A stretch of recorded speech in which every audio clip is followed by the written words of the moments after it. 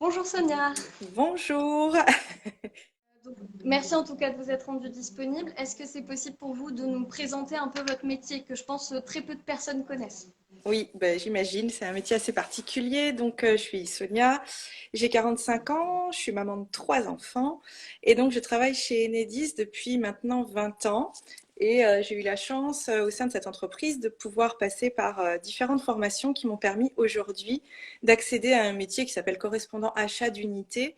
Et au final, si je devais résumer, je m'occupe de préparer les achats. Je suis pas acheteuse, hein, de préparer les achats et les prescriptions pour tout ce que Enedis ne fait pas en interne. C'est-à-dire qu'on a des techniciens qui travaillent sur le réseau aérien, souterrain, mais quand il Ouais, s'agit de faire des travaux de terrassement, par exemple, ou autre, hein, eh bien, on fait appel à des partenaires avec lesquels on signe des contrats.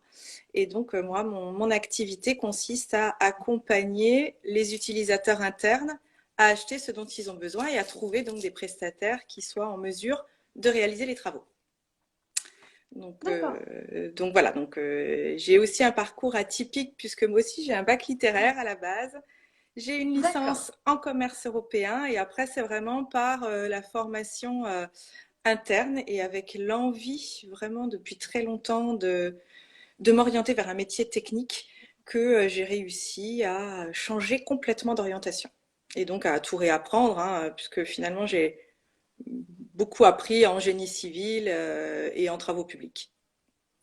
D'accord. Et est-ce qu'il y a eu un élément déclencheur qui vous a donné envie de passer sur ce secteur-là, sur ce métier-là? Alors, j'ai eu la chance au cours de ma carrière professionnelle chez Enedis d'intégrer un service d'épanage où je gérais des appels hein, de clients en panne qui n'avaient plus de courant. Ouais. J'ai eu la chance à ce moment-là de faire beaucoup d'immersion auprès des techniciens. Et je me suis rendu compte que c'était ce qui me plaisait. Donc, c'était ça le déclic, c'était vraiment d'aller au contact des techniciens et de me rendre compte que c'était ça qui m'intéressait vraiment. D'accord. Et ça ressemble à quoi une journée de travail un petit peu type, s'il y Alors, en a une une? journée de travail type, il n'y en a pas vraiment, hein, il n'y a pas vraiment de journée type, mais bon, déjà, il y a beaucoup de contacts et à l'interne avec mes collègues hein, qui recherchent à réaliser tel ou tel type de prestation et qui donc cherchent des Mhm. prestataires. Et puis, beaucoup de relations avec les prestataires pour différentes choses, hein, mais ça peut être sur des aspects techniques où on a des questions sur la réalisation. On a des cahiers des charges très précis, hein, on est quand même une grande entreprise. Donc, savoir de quoi doit être fait tel ou tel travaux. Ouais. Et puis, comme j'encadre aussi une équipe d'évaluateurs, c'est-à-dire qu'on a en interne chez Enedis des personnes qui vont à la rencontre des équipes de nos prestataires pour les accompagner dans leur quotidien et puis aussi, il ne faut pas se mentir, vérifier la qualité du travail réalisé. Beaucoup de contacts avec les conducteurs de travaux des entreprises prestataires et en interne avec les personnes qui réceptionnent les travaux chez nous. Donc D'accord. c'est des Et est-ce que journées pleines de contacts. et ça signifie que parfois vous vous retrouvez à aller sur le terrain? Oui, bien Comment ça sûr. se passe? Oui, oui, on Ouais. va sur le terrain à la rencontre des équipes pour échanger avec eux sur leurs difficultés, échanger avec eux sur ce qu'ils font bien ou moins bien.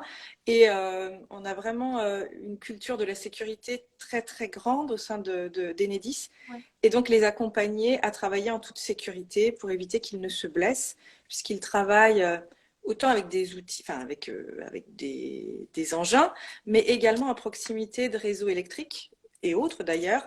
Et on a quand même cette volonté de les accompagner pour éviter un accident, puisque quand on est terrassier, on n'est pas forcément électricien. Quand on est électricien, on n'est pas forcément terrassier. Donc il faut vraiment Ouais. réussir à bien faire intégrer à toutes ces personnes qui travaillent tous les jours des difficultés et des risques qu'ils sont susceptibles de prendre s'ils n'ont pas tout bien en tête. Oui, donc avoir une vigilance sur tous les aspects en fait et Tout à fait. avec tous les membres de l'équipe. Tout Et à fait. est-ce qu'il y a des...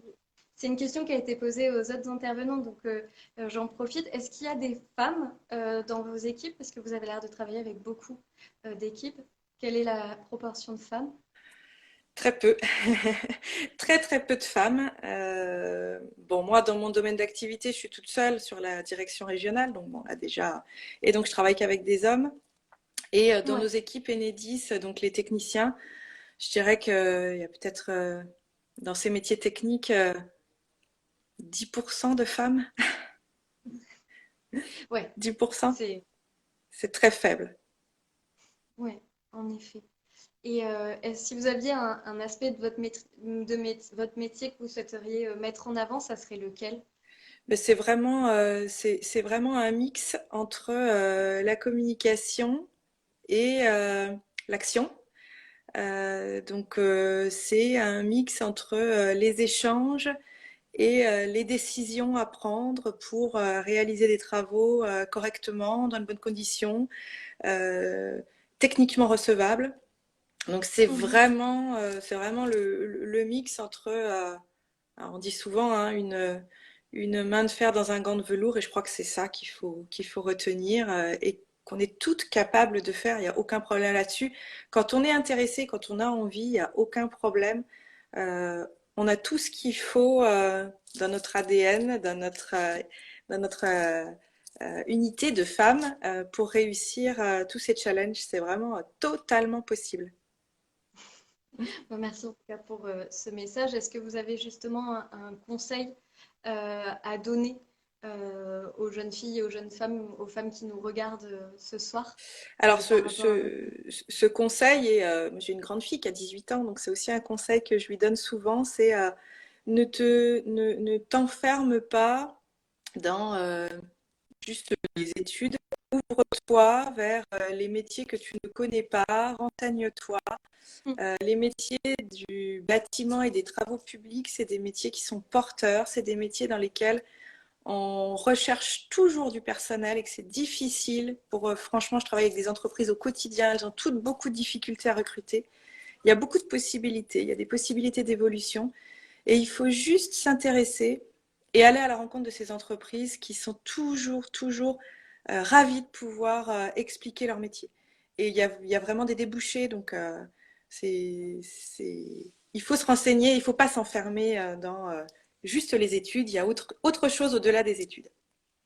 Ouais.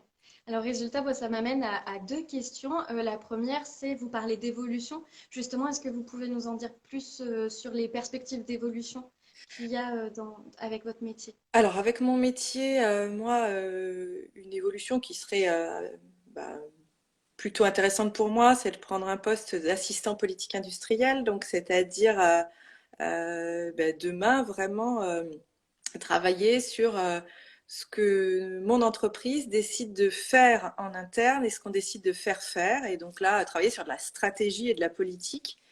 Et ça, c'est toujours en collaboration avec nos prestataires, puisqu'on a vraiment besoin de nos partenaires commerciaux et donc regarder avec eux ce qu'ils sont en capacité de nous apporter et qu'on ne sait pas faire, mais garder aussi à la main sur ce que l'on doit garder, notre cœur de métier. Donc voilà, et puis on est dans cette grande entreprise, on a quand même de belles possibilités d'évolution. Donc voilà, d'un métier technique, de technicien réseau, on peut tout à fait enchaîner sur un chargé de projet, chef de projet, etc. Donc, c'est très varié. Ok, merci. Et moi, j'ai une autre question. Est-ce que vous prenez des stagiaires?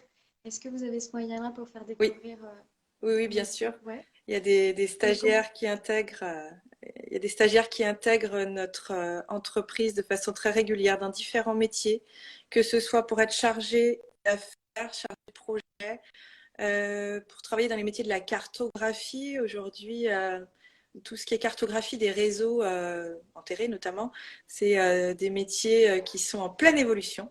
Et donc, oui, il y a beaucoup de stagiaires qui intègrent notre entreprise, bien évidemment.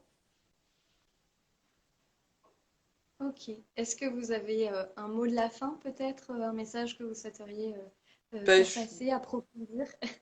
je voulais déjà vous remercier pour l'organisation de cette soirée. C'était sympathique de pouvoir partager. C'est très plaisant de pouvoir partager.